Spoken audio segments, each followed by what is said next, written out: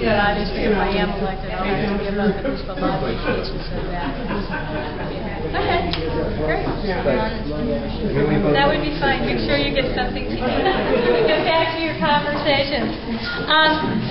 First thing I want to do is thank you all for coming. This was great. It's a great turnout to see new friends and old friends. I want to thank the people who put this together, my fabulous neighbors and their fabulous potluck food over there, and bringing this along, and who sponsored the party. I would like to thank someone who's not here, unfortunately, had a meeting called at the last minute, and that's Robbie Price, who's agreed to be my treasurer. So he's not here yet. He might be here, he might not. Allie Price is here somewhere, so she will have to pass along my thanks officially that I am a candidate for the Missouri House District in 23rd.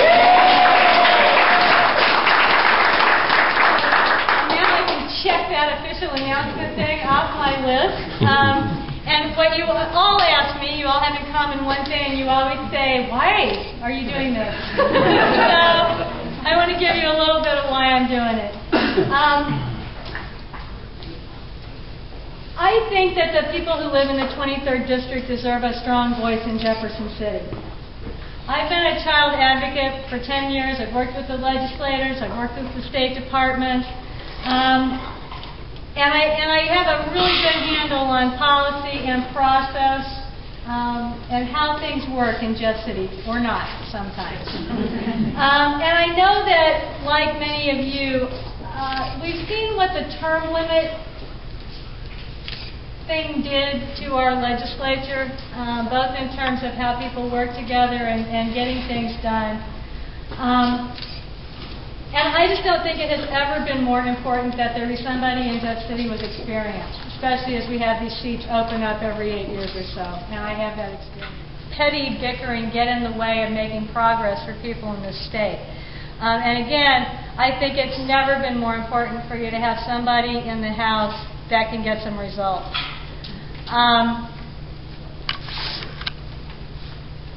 These things are making me crazy, but I'm used to it. We're going to have continuing challenges in the next few years. I mean, our economy's changing, our society's changing.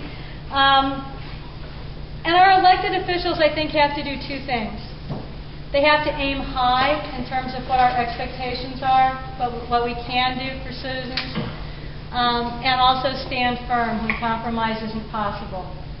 And I will tell you that I don't think it's ever been more important to have that kind of clear leadership. And I have something to give back to the district that's given me so much. And this is the way I choose to do it. I know there's at least one of you out there who thinks I've absolutely lost my mind, but so be it. I do have the experience. I have the results. I offer that to you all. I offer you my leadership. And I really, really thank you for coming tonight. It's great to see everybody and giving me such a great start to my campaign. And I say we make it happen. Sort of reiterate the reasons that you've decided to make the leap into state politics. I believe it's an important time, and I believe I have the experience to negotiate that troubled water, if you'll have it. And also I'm a person who's very oriented about getting results and providing some leadership on those issues. I think I can do all those things for this district. Why do you think you would make a better Democratic nominee than Russ Unger? I think Russ is a very strong candidate. I think he's a very nice guy. I think I have more experience. More experience, for example, in state government or something like that? Yeah, and with the legislature and the Three issues that you think are going to be important in 2009, possibly with a Democratic governor, but also possibly with a Republican legislature.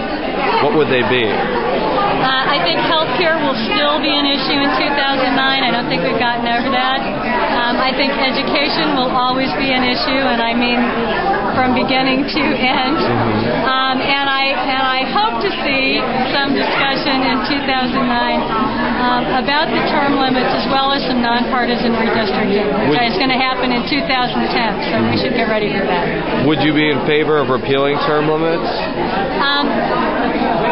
I don't know that the voters are ready for that. I mean, I do hear a lot of people say, I voted for that and I wish I hadn't. So I think there's some reconsideration, but I think we certainly should consider extending them. That's what some other states have done. Now, although sometimes social issues like abortion and guns seem just like nebulous ideas, there have been some specific bills with those topics in mind. What are some of your positions on things like abortion rights, gun control, other hot-button social issues? I think that abortion is a decision that's private between a woman and her doctor. That's what I fundamentally believe.